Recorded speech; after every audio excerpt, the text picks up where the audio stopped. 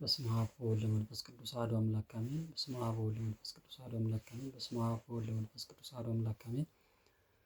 የእግዚአብሔር ቤተሰቦች፣ የድንግል ማርያም የአስራት የበረከት ልጆች፣ የቅዱሳን ጻድቃን ሰማዕታት፣ ነቢያት፣ ሐዋርያት፣ መነኮሳት፣ የክብር ልጆች እንደምን ሰነበታችሁ? እንደምን አመሻችሁ? እንደምን ትሆናላችሁ?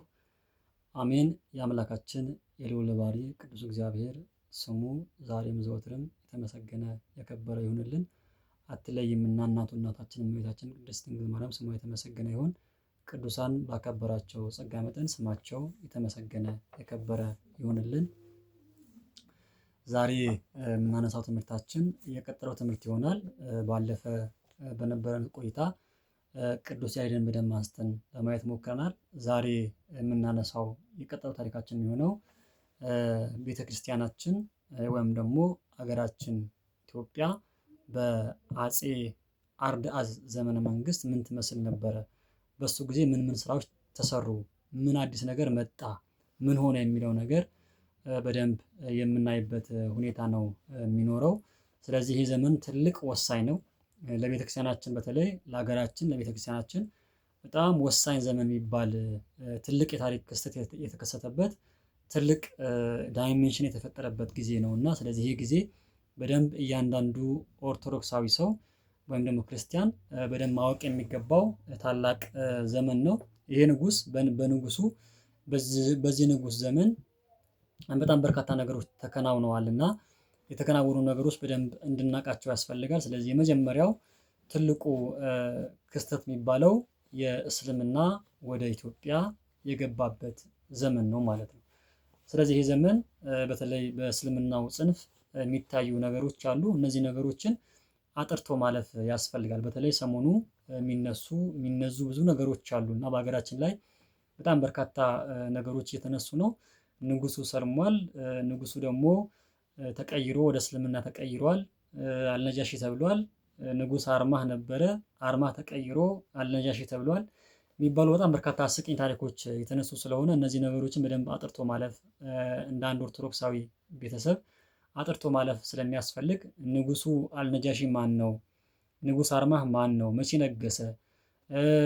አሁን ያነሳንበት ጊዜ በተለይ ከ595 እስከ 615 ዘመን የነበረው ማን ነው? እነሱ የመጡት ምክንያቱም የመሐመድ ተከታዮች የመጡት በ607 ዓመተ ምህረት ነው እና እነዚህ መቼ መጡ የሚለው ነገር በስፋት የሚነሳበት ጊዜ ስለሆነ ይህንን ታሪክ በደንብ አጥርተን ማለፍ የሚገባን ስለሆነ አጠር አድርጌ ለማቅረብ ሞክራለሁ ማለት ነው። ስለዚህ ባለን አረዳድ በተወሰነ መልኩ ቤተክርስቲያን ባስተማረችን መሰረት በጥቂቱ ስለዚህ ሀሳብ ምንድን ነው የሚለው ነገር በደንብ የምናነሳበት ይሆናል ብዬ አስባለሁ። አምላካችን ጥበብና ማስተዋል እንዲያድልን የእሱ መልካም ፈቃድ ይሆንልን። በድጋሚ ምናልባት ወደዛ ከመግባቴ በፊት ግን መሐመድ ማን ነው? በተወሰነ መልኩ በጥቂቱ ስለ መሐመድ ትንሽ ነገር ላንሳና መሐመድ የተወለደው ያው መካ ውስጥ ነው። የተወለደ መካ ነው። አባቱ አብደላ ይባላል። እናቱ አሚና ትባላለች። የተወለደበትም ዘመን በ570 ዓመተ ምህረት አካባቢ በመካ እንደተወለደ ይታወቃል። ያው እናት አባቱ በሕፃንነቱ ስለሞቱበት ለእናቱ ወንድም በተለይ አቡ ታሊብ ለተባለው ያው በእግረኛ ሆኖ ሲያገለግለው እንደነበረ ይታወቃል። ከዛ በኋላ ከበግረኝነቱ ካለፈ በኋላ ነጋዴዎች አሉ። ለነጋዴዎች በግመል እቃ እያመላለሰላቸው እንደነበረ እስከ 40 ዓመቱ እንደነበረ ይታወቃል። ከዛ በኋላ ልክ ከነጋዴዎቹ መካከል በጣም ሀብታም የነበረች አንድ ሴት አለች። እሱ በ25 ዓመቱ ነው። 25 ዓመት እስኪሞላው ድረስ ከአባቱ ከአጎቱ ጋር ከአቡ ታሊብ ጋር ነበረ። ከዛ በኋላ ለነጋዴዎች በግመል እቃ ሲያመላለስ በነበረበት ሰዓት ወጣት ነው። በጣም የሚያምር ወጣት ነው። ልክ ከነዛ መካከል ከነጋዴዎች መካከል ደግሞ አንደኛዋ ከድጃ ትባላለች። እቺ ከድጃ ወደደችውና ያው በቅልጥፍናው በምኑ ሲራዳም ስለነበር አይታ ወዳው እሷ እንዳገባችው እሷ ደግሞ የ40 ዓመት ሴት እንደነበረች እና እሱ የ25 ዓመት በ15 ዓመት የምትበልጠው ሴት ነው ያገባው። 40 ዓመት ነበረች እሷ፣ እሱ ደግሞ 25 ዓመት ነበረ። በ15 ዓመት የምትበልጠውን ሴት አግብቶ የኖረ ሰው እንደሆነ ሁላችንም እንድናውቀው ያስፈልጋል። ከዛ ያው ትልቁ ስራ የጀመረው በ600 አካባቢ ላይ ነው እና ስለዚህ ይሄ ሰው በጣም በዛ አካባቢ የነበረውን ክርስትናን በማጥፋት ጣዖት የሚያመልኩ ሰዎችም ነበሩ። ከነዛ መካከል ደግሞ ጣዖት የሚያመልኩት በሙሉ አጥፍቶ ጣዖቶቹ ያው ሶስት ስም እንደነበራቸው ነው የሚታወቀው።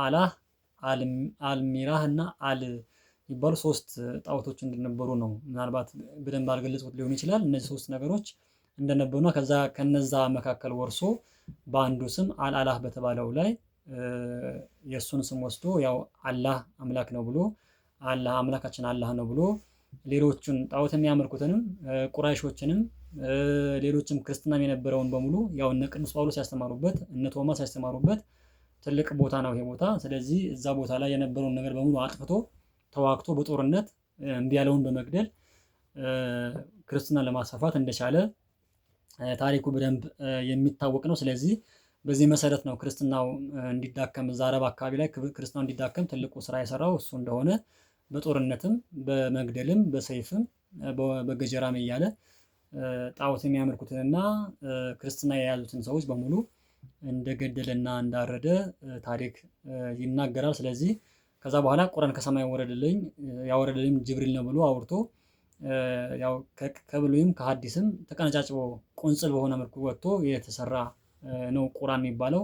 ቅልውጥ የተቀለዋወጠ ማለት በነገራችን ላይ ቁርአን ማለት ቅልውጥ ማለት ነው። የተቀለዋወጠ እንደሆነ ነው የሚታወቀው። ስለዚህ የተወሰነ ስለ አዳም ታሪክ ይጀምርና ምን ሰው መሀል ላይ ያቋርጠዋል። ስለ አብርሃም ታሪክ ይጀምራል፣ በተለይ ያቋርጠዋል። የሆነች ነገር ስለ ነገስታት ይጀምራል፣ ያቋርጠዋል። ስለ ዳዊት ያነሳል፣ ያቋርጠዋል። እንደዛ እያደረገ ስለ ኢየሱስ ክርስቶስ ያነሳል፣ ያቋርጠዋል። ነብይ ይለዋል፣ የሆነ ነገር ይለዋል፣ ምናምን ይለዋል። ብዙ ነገሮች አሉትና ስለዚህ እነዚህን በሙሉ ምናልባት ስለ አስተምሮ እና ስለ እስልምና አስተምሮ በሌላ ጊዜ በደንብ በስፋት የምመጣበት ይሆናል። ዛሬ ግን ታሪክ ስለሆነ ማነሳው ስለ ታሪክ ነው የምንነጋገረው እና በዚህ መሰረት እንዲሆን ነው። ስለዚህ ስለ እስልምና ስለ መሐመድ ይህንን ካልኩ ሌላ ጊዜ በሰፊው ስለሚመጣበት ይበቃኛል። ከዛ ውጪ የእሱ ተከታዮች ወደ ኢትዮጵያ መጥተዋል። በጣም ቁራሾች ሲያስቸግሯቸው በጦርነት በጣም እየከበሩ ሲመጡ የተወሰኑት ከመሐመድ ተከታዮች ወደ ኢትዮጵያ በ607 ዓመተ ምህረት ላይ ወደ ኢትዮጵያ እንደመጡ ታሪኩ በደንብ ይነግረናል። ስለዚህ በዚህ ጊዜ ደግሞ የነበረውን ንጉስ ደግሞ ማን ነው? ኢትዮጵያን ሲመራ የነበረው ንጉስ አርድአዝ ነው። ይሄ በደንብ መታወቅ መቻል አለበት። በነገራችን ላይ ንጉስ አርድአዝ ከ595 ዓመተ ምህረት እስከ 615 ዓመተ ምህረት ድረስ ኢትዮጵያን መርቷል። የመሐመድ ተከታዮች ደግሞ የመጡት በ607 ዓመተ ምህረት ነው። ስለዚህ በማን ዘመን ነው የመጡ ማለት ነው? በማን ዘመን መጥተዋል? በንጉሱ አርድአዝ ዘመን መጥተዋል። ምናልባት ይህን ታሪክ በደንብ ለማወቅ የሚፈልግ ሰው ተክለጻድቅ መኩሪያ የጻፉት ኑቢያ፣ አክሱም፣ ዛጉ የሚል መጽሐፍ አለ እና እሱ መጽሐፍ ላይ በደንብ ቁልጭ አድርገው አስቀምጠውታል። ማን እዛ ጋር በዚህ ዘመን ማን ይመራ እንደነበረ። ከዛ ባሻገር ደግሞ ታላቁ የቤተክርስቲያን ታሪክ ጸሐፊ ታላቁ ሊቅ ብላቴ ጌታን ህሩይ ወልደ ሥላሴ የኢትዮጵያ ታሪክ በሚለው መጽሐፋቸው ላይ በተለይ ከሳባ እስከ ታላቁ አድዋ ድል በሚለው መጽሐፋቸው ላይ እዚህ መጽሐፍ ላይ አስቀምጠውታል። በዚህ ዘመን ማን እንደነገሰ በኢትዮጵያ ውስጥ የትኛው ንጉስ እንደነበረ በደንብ ያስቀመጡበት ሁኔታ ስላለ እዚህ ላይ በደንብ እንድናስተውለው መጽሐፉም እንድናነባ ያስፈልጋል። ከዚህም በተጨማሪ ሌሎችም ታሪክ ጸሐፊያን የውጭም የሀገር ውስጥም ጽፈው ስለምናገኝ በዚህ ዘመን በኢትዮጵያ ማን መራ የሚለው ነገር በደንብ መታወቅ መቻል አለበት። ስለዚህ በዚህ ዘመን የመሐመድ ተከታዮች ወደ ኢትዮጵያ ሲመጡ የነገሰው ንጉስ አርድአዝ ነው። ይሄ በደንብ ሁላችንም ማወቅ መቻል አለብን። አንደኛው ይሄ ነው። ስለዚህ ምናልባት የእነሱ አመጦች በተመለከተ ያው ቁጥራቸው በመጀመሪያ ሲመጡ ቁጥራቸው ከ90 እስከ 100 የሚደርስ እንደነበረ ታሪክ ጸሐፊያን በደንብ ይናገራሉ። ከ90 እስከ 100 እንደነበረ የሚደርስ እንደነበረ ይታወቃል። መሪያቸው አቡበከር ይባል ነበር። እንደነበረ ይታወቃል። ከዛ 3 ዓመት በኢትዮጵያ ቆይተው ያው ብዙዎቹ ተመልሰዋል። 3 ዓመት ድረስ በኢትዮጵያ ተቀምጠዋል። በተለይ አክሱም አካባቢ ላይ ተቀምጠዋል። ከዛ በድጋሚ ሁለተኛ ዙር ደግሞ 132 ሆነው ወደ ኢትዮጵያ መጥተዋል። ምክንያቱም የሄዱት እነዛ ነግረዋቸው በጣም ንጉስ ሩህሩህ የሆነ ንጉስ፣ አዛኝ የሆነ ንጉስ፣ እንግዳ የሚቀበል ንጉስ፣ እንግዶችን በደንብ ሰብስቦ የሚያበላ ንጉስ ስላለ ብለው ሲነግሯቸው 132 ድጋሚ ከአረብ ሀገር ከመሐመድ ተከታዮች ድጋሚ እንደመጡ ይታወቃል። ከዛም በዚህ ጊዜ የደቡብ የመን ቁራይሾች ከነሱ ጋር ጠላት ናቸው። በነገራችን ቋሪሽ የሚባሉት ከነሱ ጋር ጥል ስለሆኑ አይግባቡም ነበር ከዚህ ከእስልምናዎች ጋር ማለት ነው። ስለዚህ አምሩ ቢል አልአስ እነሱን ተከትሎ መጥቶ ተላልፈው እንዲሰጡት ለኢትዮጵያ ጠይቆ ነበረ። በነገራችን ለወቅቱ ለነበሩት ንጉስ ለንጉስ አርዳዝ እነዚህ የመጡት 132 የመጡ እስልምና ተከታዮች ተላልፈው እንዲሰጡት ጠይቆ ነበረ። የቁራይሹ የደቡብ የመን ንጉስ ማለት ነው ጠይቆ ነበረ። ግን ንጉሱ አይቻልም ብለው ከልክለዋል ማለት ነው። ንጉሱ አይቻልም ብለው ከልክለዋል። ስለዚህ ይህም አንደኛው የንጉሱ ቅድስና የሚያሳይ ነገር ነው። ቅድስና እንግዶች ናቸው፣ መከበር አለባቸው። ለማንም አሳልፌ አልሰጥም፣ አገሬ የገቡ ስደተኞች ስለሆኑ በፍጹም አሳልፌ አልሰጥም ብለው እንደተከላከሉ ይታወቃል። ስለዚህ ይሄ አንደኛው እሱ ነው። ስለዚህ የኢትዮጵያ ነገስታት ሰዎች ሲመጡ ይቀበላሉ እንጂ የመጡ ሰዎች እንግዳ ሆኖ የመጡ ሰዎች ክርስትናን ንጉሱን ወደ እስልምና ቀይሩት ብሎ መናገር በጣም ተረት የሆነ ነገር እንደሆነ ሁላችንም እንድንገነዘበው ያስፈልጋል ማለት ነው። ከዛ ውጭ ያው በ623 ዓመተ ምህረት ሀያዎቹ ከሀያዎቹ በስተቀር ሁሉም ተመልሰዋል ነው የሚለው። ከ623 ዓመተ ምህረት ላይ ልክ መሐመድ ከሂጅራ ተብሎ ከሚጣው 622 ዓመተ ምህረት ላይ ነው። በሱ አንድ ዓመት ላይ ሙሉ ለሙሉ የመጡ ሰዎች በሙሉ ተመልሰዋል። ማን ቀረ? ሀያዎቹ ብቻ ቀርተዋል ማለት ነው። ከመጡት ከሀያዎቹ ደግሞ ኡበይን ቤን አስ የሚባለው ወደ ክርስትና እንደተመለሰ ታሪክ ይነግረናል። ስለዚህ በደንብ እንድናውቀው ያስፈልጋል።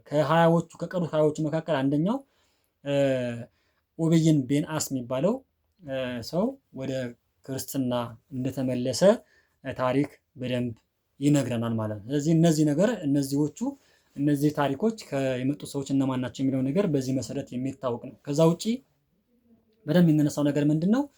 አልነጃሺ ማን ነው የሚለው ነው ማነሳላችሁ። ከዚህ በኋላ አልነጃሺ ማን ነው የሚለው ነገር በደንብ መታወቅ መቻል አለበት። እውነት ንጉስ አርማህ ነው ወይስ ንጉስ አርዳአዝ ነው? ይሄ በደንብ መታወቅ መቻል አለበት። ስለዚህ የመጀመሪያው ፊትም እንዳልነው በዚህ ዘመን የነበረው ንጉስ አርዳአዝ ነው እንግዶች የተቀበለው እንጂ ንጉስ አርማህ አይደለም። ንጉስ አርማህ የነገሰው ገና ስንት መቶ ዓመት ገና የሚቀረው ንጉስ ነው። እሱ በ800 ምናምን ዓመት የነገሰ ንጉስ ነው ንጉስ አርማህ ማለት።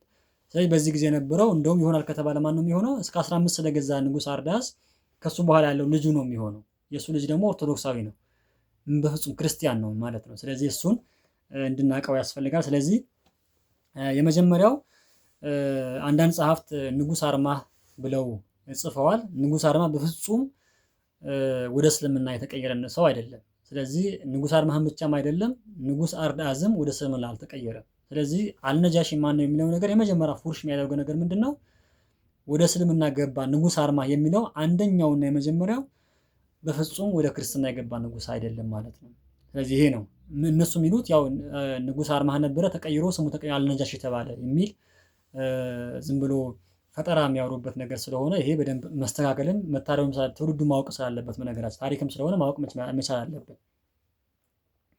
ከዛ ይህንን ታሪክ ስንመረምረው ግን ከጀርባው ሌላ ታሪክ እንዳለው ያው ሌላ ታሪክን መውረስ፣ ባህልን መውረስ፣ የሀገርን ታሪክ ማፋለስ፣ በሆነ ቦታ ተቀባይነት ለማግኘት ለመሯሯጥ የሆነች ነገር ታሪካዊ ነገር እንትን ጥሎ ለማለፍ የሚደረግ ሩጫ እንደሆነ በደንብ መታወቅ መቻል አለበት። ስለዚህ አንደኛው ይሄ ነው። ይሄ በፍጹም ስህተት የሆነ ነገር ስለሆነ ማንኛውም ክርስቲያን የሆነ ሰው የታሪክ ሊቀበለው የሚገባ ነገር አይደለም። ምክንያቱም እነግራቸዋለሁ አሁን ማለት ነው። የመጀመሪያው እሱ አልነጃሺ ማን ነው የሚለው ስናነሳ የመጀመሪያው እሱ እንዳልሆነ የሚነሳው ምክንያት ምንድነው? የመጀመሪያው ንጉስ አርማህ እንዳልሆነ ማለት ነው። ንጉስ አርማህ አልነጃሺ እንዳልሆነ የመጀመሪያ የሚነሳው ነገር ምንድነው? የዘመኑ መለያየት ነው። በደንብ መታወቅ መቻል አንደኛው የዘመኑ መለያየት ነው። የዘመኑ መለያየት ሲባል ማለት ነው የመሐመድ ተከታዮች የመጡት በ607 ዓመተ ምህረት ነው። የመሐመድ ተከታዮች የመጡት በ607 ዓመተ ምህረት ስለሆነ ንጉስ አርማህ ነግሶ የነበረበት ዘመን ግን በ818 ዓመተ ምህረት ላይ ነው። ይሄ በደንብ መታወቅ መቻል አለበት። ፊት ያልኳችሁ የጠቀስኳችሁ ታሪክ ጸሐፊዎች ተክለጻድቅ መኩሪያም የሆኑ ብላቴ ጌታ ነህሩ ወልደ ስላሴ ሌሎችም ታሪክ ጸሐፊያንም በደንብ አስቀምጠውታል። ዝርዝሩ ማነው ክብረ ነገስቱን በደንብ ያነሳዋል። ስለዚህ ይሄ በደንብ መታወቅ መቻል አለበት ማለት ነው። አንደኛው ይሄ የዘመኑ መለያየት ነው። ስለዚህ የመሐመድ ተከታዮች የመጡት በ607 ነው። ንጉሱ ደግሞ አርማህ ደግሞ የነገሰበት ዘመን ደግሞ ስናየው በ818 ዓመተ ምህረት ነው። ይሄ በደንብ መታወቅ መቻል አለበት። ዮዲት ከመጀመሯ በፊት ማለት ነው። ስለዚህ ይሄ በደንብ መታወቅ መቻል አለበት። ሁለተኛ ስደተኞቹ ጣዖት አምልኮን አናመልክም ብለው ለመሸሽ መጡ እንጂ ሃይማኖት ለማስፋፋት አልመጡም ማለት ነው። አንደኛው ይሄ ነው። ትልቁ ታሪክ ገዥም የሆነው ታሪክ ይሄ ነው። ስለዚህ የመሐመድ ተከታዮች ከቋሬሾች ጋር በደንብ ተጣልተው እነሱን ፈርተው ጣዖት አናመልክም ብለው ወደ ኢትዮጵያ ለመሸሸግ መጡ እንጂ ክርስትና ለማስፋፋት እስልምና ለማስፋፋት አልመጡም ማለት ነው። ይሄ መታወቅ መቻል። ምክንያቱም የኢትዮጵያ ክርስትና የተስፋፋው ዝም ብሎ አይደለም። ፊትም ያነሳናቸው በጣም በርካታ ቅዱሳን አባቶቻችን ቅዱስ ያሬድ፣ አጼ ገብረ መስቀል፣ አጼ ካሌብ፣ አብርሃ ወአጽብሃ፣ ዘጠኙ ቅዱሳን ማነው ጻድቃን ዘመጣ፣ ሌሎችም በጣም በርካታ ፍሬምናጦስ ከሳቴ ብርሃን ይሄ ሁሉ የመሰረቱት ነው። በዚህ በተመሰረተው ክርስትና ላይ እነዚህ የነሱ 20 ሰዎች መጥተው ክርስትና ለማስፋፋት መጡ ቢባል በጣም ማይመስልና ለታሪክ ነገራን የማይበቃ እንቶ ፈንቶ እንደሆነ በደንብ መታወቅ መቻል አለበት ማለት ነው። ስለዚህ አንደኛው ይሄ ነው። ሌላው ከነገስታት ዝርዝር ውስጥ አልነጃሺ የሚባል ዝርዝር በፍጹም በኢትዮጵያ ታሪክ ውስጥ የለም። ይሄ በደንብ መታወቅ መቻል አለበት። ስለዚህ አንደኛው የሚነሳው ነገር አልነጃሺ የሚባል ንጉስ በነገስታት ንጉስ ላይ በነገስታት ዘር ላይ ወይም በነገስታት ክሮኒክል ላይ በፍጹም የለም ማለት ነው። ይሄ አንደኛው መከራከሪያ ነው። ሁለተኛ ኢትዮጵያ በህገ ልቦና በህገ ኦሪት በክርስትና ጸንታ የነበረች ሀገር ናት እንጂ መጥተው እነሱ ጣዖት አታምልክ ምናምን ብለው እንትን የሚሉባት ወደ እስልምና የሚቀይሯት ሀገር አይደለችም ማለት ነው።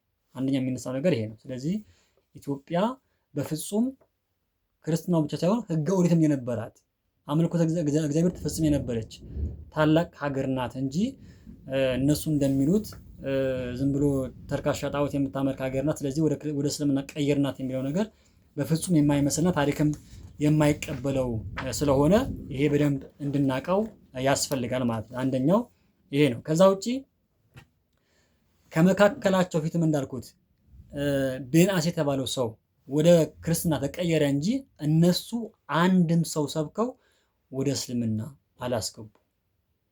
ይሄ በለመታው። ስለዚህ የመጡት ሰዎች ብዙዎቹ ወደ ክርስትና ተቀየሩ እንጂ ወይም ደግሞ ከመጡበት ሀገር ተመልሰው ሄዱ እንጂ ክርስትና ያስፋፉበት መንገድ በፍጹም የለም። ስለዚህ ከመጡት ሰዎች መካከል ፊት እንዳልኳችሁ ቤናስ የተባለው ሰው ወደ ክርስትና መጥቷል እንጂ እነሱ አንድም ሰው ወደ እስልምና አላስገቡም ማለት ነው። አንደኛው ይሄ ነው። ከዛ ውጪ በንጉስ አርማ ጊዜ የነበሩ የተገኙ አርኪኦሎጂካል ማስረጃዎች በዙፋኑ ሳንቲም ላይ መስቀል ምልክት ነበረው። በበትሩም የመስቀል ምልክት ነበረበት። ይሄ እኛ ሳይሆን ሳይንሱ ያወቀው ነገር ነው። ይሄ በእምነትም ራሱ ሳይሆን ሳይንሱ ራሱ የሚለው ምንድነው? በአርኪኦሎጂካል ተቆፍሮ የተገኘው የንጉሱ ሳንቲም ላይ መስቀል ነው ያለበት እንጂ ወይም ደግሞ ይሄ እነሱ የሚሉት ጨረቃ ወይም ደግሞ የሆነች ኮከብ ነገር አይደለም ያለበት ማለት ነው። የተገኘበትም ይሄ ነው። ስለዚህ መስቀል ተገኝቶበታል። በመስቀሉ ምን ይላል? በሳንቲሙ ላይ ምን ይላል?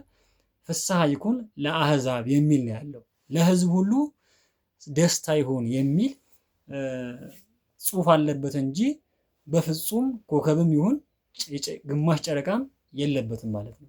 ስለዚህ አንደኛው ይሄ ነው። እኛ ሳልሆን ያረጋግጥነው ይሄ ዓለም ያረጋገጠው የአርኪኦሎጂካል ቁፋሮ የተገኘ ማስረጃ ነው። በነገራችን ላይ ይሄ በደንብ እንድናውቀው ነው። ስለዚህ የንጉሱ ቤተመንግስት ሲቆፈር በተገኘው ሳንቲም ላይ ይሄ ነገር ነው የተናገረው እንጂ እነሱ እንደሚሉት ሌላ ነገር አልተገኘበትም። ስለዚህ አንደኛው ይሄ ነው ማለት ነው። ከዛ ውጪ ሌላው ደግሞ ያው ነጃሺ ማለት ንጉስ ማለት ነው። በትግርኛ አካባቢ ነጃሺ ማለት ንጉስ ማለት ነው። ታዲያ ንጉስ ነጃሺ ሲል ንጉስ ማለት ነው። በፍጹም አይቀበል ነገር የማይስማማ ነገር ነው ማለት ነጃሺ ከተባለ ነጃሺ ማለት ንጉስ ማለት ነው። ስለዚህ ንጉስ ማለት ነው ትርጉሙ የሚሆነው። ይሄ ደግሞ ተቀባይነት የሌለው ነገር። ይሄ በጣም ይገርመኛል አንዳንዴ እንደዚህ ሲባል በጣም ይሄ ለሰሚ ጆሮ እንኳን የሚቀፍ ነገር ማውራት አንዳንዴ ተሰሚነት አለኝ እንደዚህ ነኝ የሆነ ነገር ነኝ ባለጊዜ ነኝ እንደዛ ነገር ነኝ ምናምን ተብሎ እንደዛ ነገር አይወራም። ስለዚህ ይሄ በጣም ታሪክን ቅጥፈት ቤተክርስቲያን ያደረገችው ነገር መካድ እንትኗን የነገስታቶቹን ክብር ማዋረድ እዛ ተዋርደው ተንቀው የመጡ የእሱ ተከታዮች እኮ አክብራ አቅፋ ደግፋ ምንም ነገር ሳይሆኑ ተንከባክባ የሸኘች ቤተክርስቲያን ወይም ደግሞ የሸኙ ንጉሶች ናቸው እንጂ ጭራሽ እነሱ ተቀየሩ ብሎ ማውራት በጣም አይመስልና በጣም በጣም በጣም በጣም እውነት ለመናገር በጣም የሚቀፍ ታሪክ ስለሆነ ይሄ በተለይ ሰሞኑ እየተነገረ ያለው እና አህመዲን ጀበል የሚያነሱት ነገር በጣም በጣም የሞተ የተረሳ ሀሳብ እንደሆነ በደንብ መታወቅ መቻል አለበት። ምናልባት ከጊዜው ጋር ተጠቅመው ሌሎች ነገሮች ፖለቲካል ስራ ሊሰሩ ተፈልገው ሊሆን ይችላል። ይሄ በፍጹም ተቀባይነት የሌለው ማንኛውም ኦርቶዶክሳዊ ወጣት የነገር ሊቀበል አክሴፕት ሊያደርግ አይገባም። ታሪካችንን አውቀን በደንብ እንሞግት ይገባል። ይሄ ከሆነ ቤተክርስቲያናችንም ሀገራችንም ነገስታቶቻችን የምናስከብርበት ታሪክ ነው እንስራ የሚገባው እንጂ የእነሱን ቶፈንቶ ሰምተን የምንሸበርበት ምንም አይነት የታሪክ አረዳድ ስለሌለን በደንብ እንድናውቀው ያስፈልጋል። ስለዚህ ይሄ በደንብ መታወቅ መቻል አለበት። ስለዚህ አልነጃሺ ማን ነው የሚለው ነገር በዚህ መሰረት የሚታወቅ ስለሆነ ይህንን በደንብ እንድናውቀው ያስፈልጋል ማለት ነው። ከዛ ውጪ ይሄ ነው። ስለዚህ ምናልባት ይሄ ዘመን በጣም አክሱም ሃይ ፒክ ደርሳ ትንሽ የእስላሞች ማየል በመምጣቱ በተለይ በርበር አካባቢ ሰሜን አካባቢ ላይ አብዛኛው መቋጠር የጀመሩበት በተለይ ሰሜን አፍሪካ ላይ በጣም ትልቅ ስራዎች ተሰርተዋል። ሙስሊሞች በደንብ በተለይ የመሐመድ ተከታዮች ሙሉ ለሙሉ ሰሜን አፍሪካ የነበረውን ክርስትና አጥፍተው ነው አውቶማቲካሊ ቀይረው ወደ እስልምና የቀየሯቸው።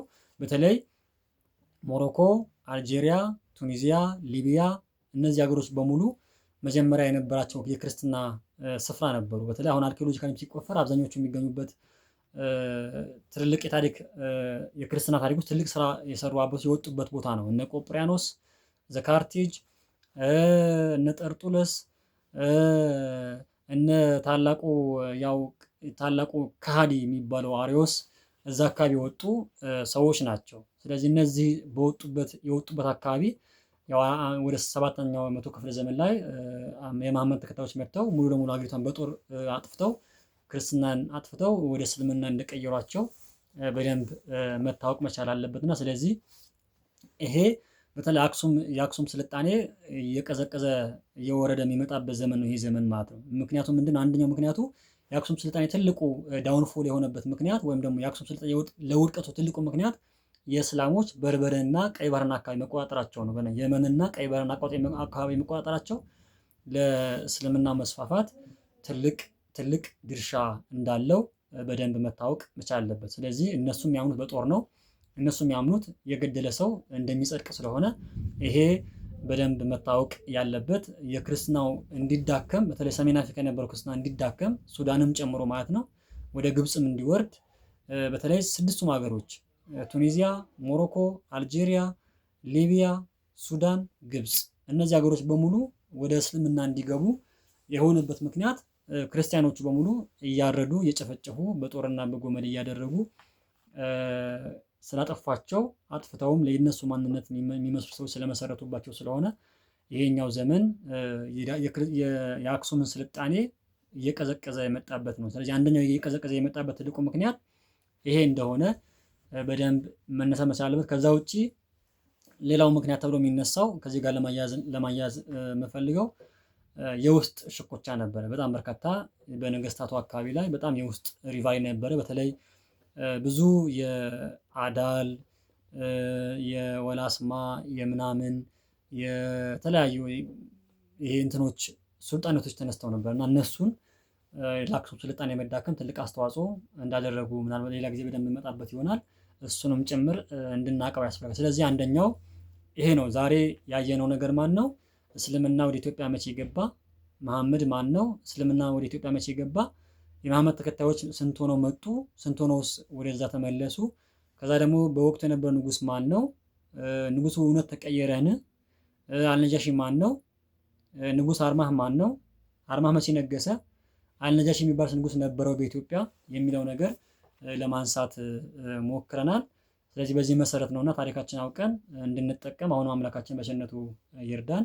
ድንግል ማርያም በአማላጅነቷ አትለየን። ቅዱሳን በኪደተ እግራቸው ዞረው ያስተማሩባት የባረኳት የቀደሷት ከሰሜን እስከ ደቡብ ከምዕራብ እስከ ምዕራብ እስከ መካከለኛው ድረስ ቅዱሳን አባቶቻችን ተዘዋውረው ያስተማሩባት የደከሙባት የለፉባት ሰማዕትነት የተቀበሉባት በባዶ እግራቸው ዛሬ እንደ ዛሬ ባልነበረበት ዘመን ብዙ መከራ ተቀብለው 6 ወር 7 ወር 1 ዓመት 5 ወር 6 ወር 10 ወር እያሉ ብዙ መከራ ደርሶባቸው የተዘዋውረው ያስተማሩባት አገር የቀደሷት አገር ስለሆነች እንደዚሁ በትንሽ ነገር የምትነሳ አይደለችም።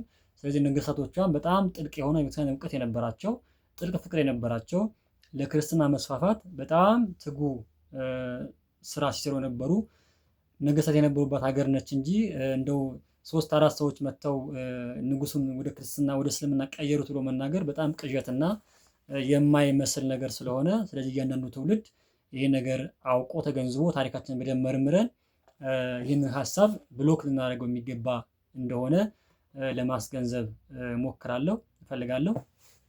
አነሳስቶ ላስጀመረን አስጀምሮ ላስፈጽመን አምላካችን ለልዑል ባሕርይ ቅዱስ እግዚአብሔር ስሙ የተመሰገነ ይሁን። ቅዱሳን አባቶቻችን በረከተ ረድኤት እንዲያሳትፈን የእሱ መልካም ፈቃድ ይሁንልን። ይቆየ